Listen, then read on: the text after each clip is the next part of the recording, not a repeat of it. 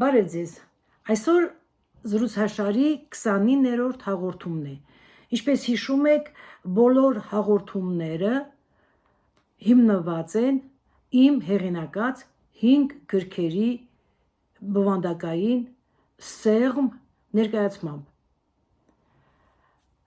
Այսօրվա հաղորդմանը անդրադառնալու եմ Ավետիք Իսահակյանի արձակին, ավելի ճիշտ նրա միակ վեպին, Ուստա Կարո վեպին, որը պետք է ասել, որ երևույթ է հայ գրականության մեջ իր տեսակով և արծարծած բոլոր հարցերը այստեղ ներկայացված են հումորային ֆանտազիաներով և հետաքրքիր իրականն ու երևակայականը միմյանց ընդելուզված, այսպես ներկայացված է այս վեպում բոլոր իրադարձությունները։ Այս վեպը հեղինակը անվանել է երգիծական վեպ հայ ժողովրդի կյանքից, հարև նման Ալֆոնս Դոդեի Տարասկոնցի Տարտանելը վեպին, ժողովրդական սատիրական էպոս, նման է նաև վերնագրին հաջորդող ասույթը «Ամեն մի հայ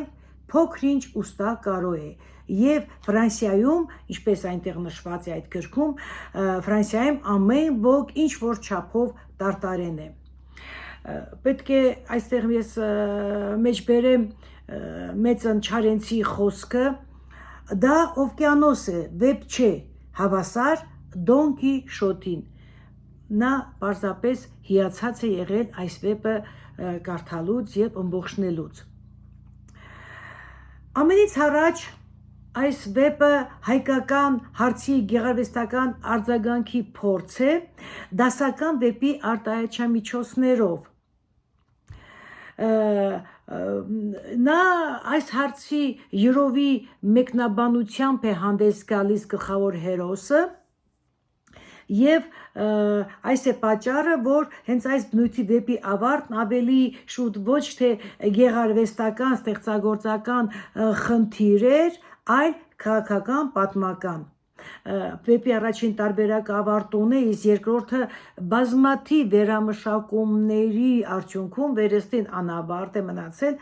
ամբողջությամբ չարտահայտելով ի վերջո հեղինակի նպատակային ասելիքը։ Վեպը հագեցած է էպոսատիպ պատումներով, ռեալականության, ինչպես և նշեցի, երևակայության, ֆանտազիայի սահմանագծում, մտածածին ու իրական պատմություններ, խորհուրդներ, խրատներ, ժողովրդական մտածելակերպի և բանահյուսության եզակի նմուշներ,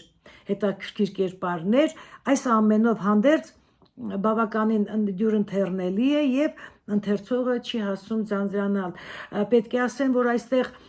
ընթերցողը կգտնի ժողովրդական ավանդույթների, մտածելակերպի, յուրօրինակ արած ասացվածքների, հետաքրքիր պատմությունների, որոնց ինքը այստեղ կհանդիպի առաջին անգամ և կտպավորվի նրա ուղեղում, ընթերցողի ուղեղում։ Ինչով է հետաքրքիր այս վեպը հենց մեր այս ժամանակների համար, մեր օրերի, մեր այս խառնակ օրերին, որովհետև այստեղ գաղափարական աշխարհը նույնն է, յուրօրինակ մի փորձ է բացահայտել հայկական հարցը, գեղարվեստական արտահայտչամիջոցներով կյանքի կոչել ժողովրդի քաղաքական ճակատագրի հիմքը։ Հայկական հարցը, հայկական դատը, հայի դատը, Իսահակյանը իր նամակներից մեկում գրում է. «Ուստա Կարոն վեպ է, որ հիմքում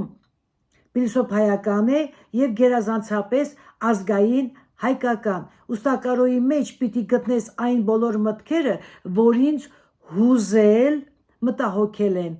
ազգ, հայրենիք, ազատություն, կուլտուրա, պատերազմ, Աստված, տիեզերք, նյութ, ուժ, կին, սեր, մարալ, մահ և այլն և այլն»։ Սա վեպի այդ առաջաբանում էր գրված։ Ուստակարոն իր գաղափարներով, իր աշխարհայացքով, իր այդ առինքնող կերպարով իր շուրջն է հավաքում գյուղացիներին։ Հետաքրքիր է, որ գյուղացիները աներկբայորեն հավատում են ուստակարոյին, հավատում են նրա առաքելությանը, որ նա պետք է գնա եւ սպանի այո հեն սուլթանին։ Եվ ինչպես ուստակարոն է ասում, «Էլ ինչ տղամարդ, որ չգնա եւ չասի վեր կաց սուլթան, ես եկել եմ քեզ սպանեմ»։ Ահա այսպիսի մեծախոսությամբ, այսպիսի համարձակությամբ նա պատրաստ է գնալ եւ ինչպես ինքն է ասում, սպանել սուլթանի եւ հետաքրքիր գիտեք որն է, որ նա մտածում է, որ հենց այդպես սպանելով կարծեք թե պետք է հայկական հարցի լուծումը տա։ Ահա տեսեք, այստեղ գալիս է հայի միամտությունը, այո, դարավոր միամտությունը գալիս խառնվում է նրա կերպարին։ Ուստակարոն, այո, ասացի, որ հավաքում է իր շուրջը գյուղացիներին, պատմում է եւ գիտեք, հետաքրքիր որ գյուղացիները ինչ որտեղ հավատում են, հասկանում են, որ այդ պատմությունների մեջ կա երասկոտության, երևակայության սերմեր, բայց եւ այնուամենայնիվ նրանք հավատում են, որովհետեւ նրանք էլ զերծ չեն այդպիսի հետաքրքիր պատմություններ հորինելով կամ պապերից, տատերից լսածը իրենց երևակայությամբ պատմելով։ Կյանքը ընթանում է որպես բանահյուսություն, կենցաղի, բարքերի, հավատքի, ծիսական արարողությունների ավանդակեցությամբ եւ կնունքը, ծնունդը, հարսանեկան կամ աղջկատեսի արարողությունները այս բոլորը բացահայտում են ազգային էթնիկական ծիսակարգի հմայքն ու գեղեցկությունը։ Այստեղ հետաքրքիր է ուշագրավ է Օսկանի որդու Արտաշի եւ Քիրսա Սուդիա Թորոսի աղջկա Ալմաստի նշանդրեքի այդ պատկերը ամենայն մանրամասնությամբ նկարագրելը։ Դա մի ամբողջ արարողություն է տոհմիկ կարգով ու սովորույթի նահապետական մաքրությամբ։ Իսահակյանը պետք է նշեմ, որ ընդհանրապես ինքը իր ամբողջ այդ ցուցագործական եւ կյանքային այդ պատմության մեջ շատ կարևորում եւ մեծ տեղ է տալիս անդրադարձը տոհմիկ կենցաղին, քրիստոնեական հավատքը նրա համար որպես գոյության հիմք է, մնայուն արժեք է եւ իհարկե փիլիսոփայական կեցություն։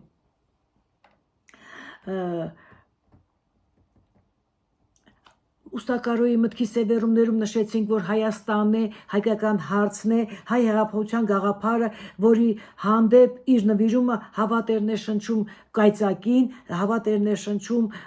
գյուղացիներին։ Նա այդ գործը համարում է սուրբ ծրագիր եւ կայծակը իր այդ ընկերական շրջապատի կայծակը լիցք է տալիս ուստակարոյի փառասիրությանը, թե նա իր բնածին խելացիությամբ կռահում է գաղափարի սկզբնականությունը եւ խոսքի մարդիկ մարգարեներ են, որոնց պատգամները ուղեցույց են գործիչների համար իրականացնելու գաղափարը։ Ահա հենց այս է գրված վեպում։ Երբ Հովակը ըստ Հովանես Առաքյալ ավետարանիչի մեկնում է, թե ամեն ինչի սկիզբը խոսքն է եղել եւ Աստված խոսք էր, ամեն ինչ նրանով եղավ եւ առանց նրան ոչինչ չեղավ, ահա այս խոսքերը սևեռվում են ուստակարոյի ուղեղում եւ նա մտածում է, որ ինքն էլ է ավետարանիչ, ահա տեսեք ինչ է ասում, ես մեծ խոսքեր եմ ասել, թե սուլթանին թախտից կգցեմ, դե սուլթան, տղամարդ ես, կանգնիր խոսենք, այդ մեծ խոսքը ես պիտի գլուխ բերեմ, անպատճառ, ինչ կուզի եղնի, որ աշխարհն իմանա, թե ուստեն համ մեծ խոսքի մարդ է, համ մեծ գործի, կլինի հրաշքը եւ ժամանակի հետ Անդրանիկի եւ մյուսները կմոռացվեն, կհնչեն միայն Կարոյի անունը եւ Իգիթի մասին երգեր կհուսեն, գուսաները կերգեն եւ սաղ հայոց ազգի տղերքը կդառնան Կարո։ Ահա, մենք ազգի ազատության համար կերթանք, մեռնելը ինչ է որ Ուստան հապական դաշնակցության ենթակոմիտեի անդամ է, նա իրեն երևակայում է նրա գաղափարները քարոզողի դերում եւ նրա համոզմամբ սուրբ ծրագիր իրականացնող կոմիտեի մարդիկ խելոք ու գիտակ են, ձգտում են, որ աշխարհը դառնա սիրով, ապրեն բոլորը հաշտ ու համերաշխ եւ աղքատ ու հարուստ չլինեն։ Եվ ահա նա գնում է որպեսզի այսպես ասած այդ իր ծրագիրը, այս որը որ պարզապես օդում կախված է, նա սուրբ ծրագիրը գնա ներկայացնի այնտեղ, որտեղ որ պետք է։ Եվ ահա գնում է, բայց այստեղից նա վերադառնում է հիասթափված, որովհետև այնտեղի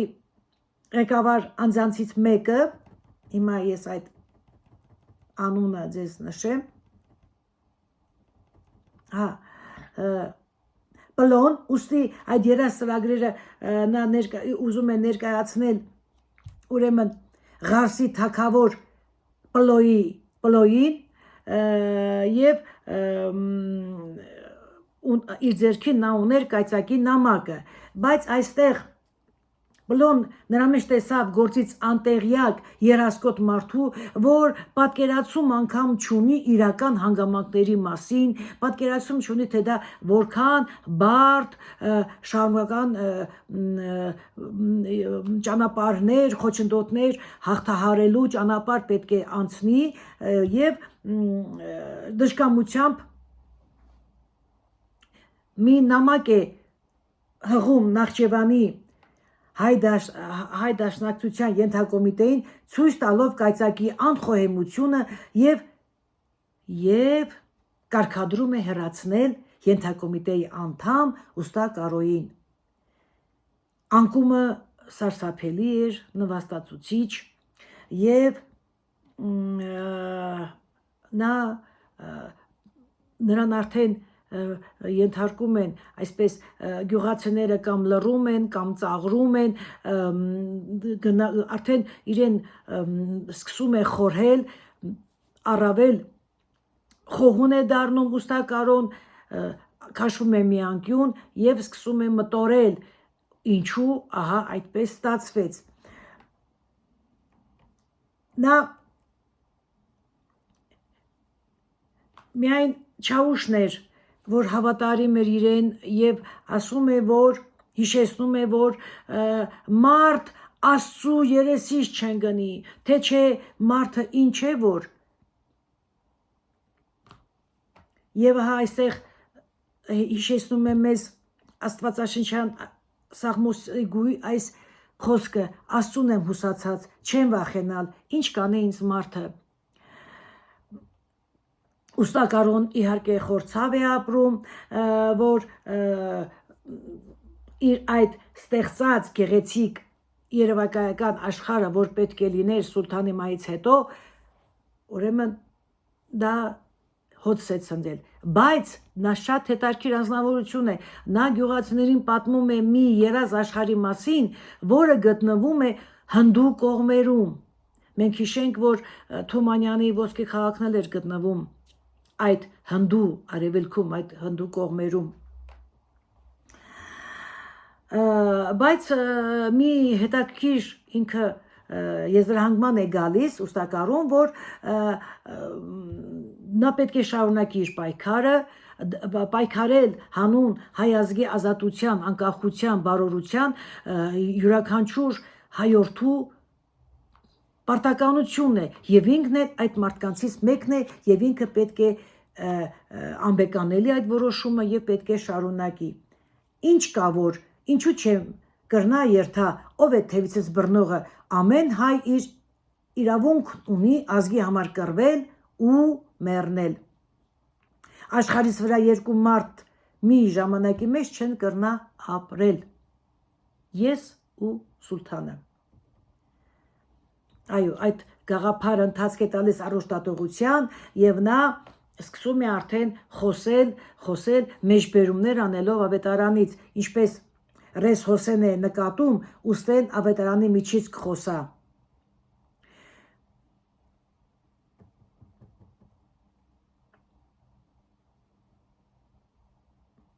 Քրիստոսը մեր մեջն է քարոզել Աստծո խոսքը ու գրել ավետարանը այս գլխից, ասում է Կարոն։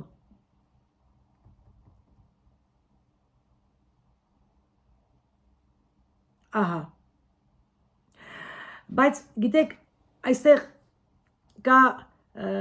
երբ ընթերցում ես վեպը, դուք տեսնում եք, որ ուստակարոյի մեջ կա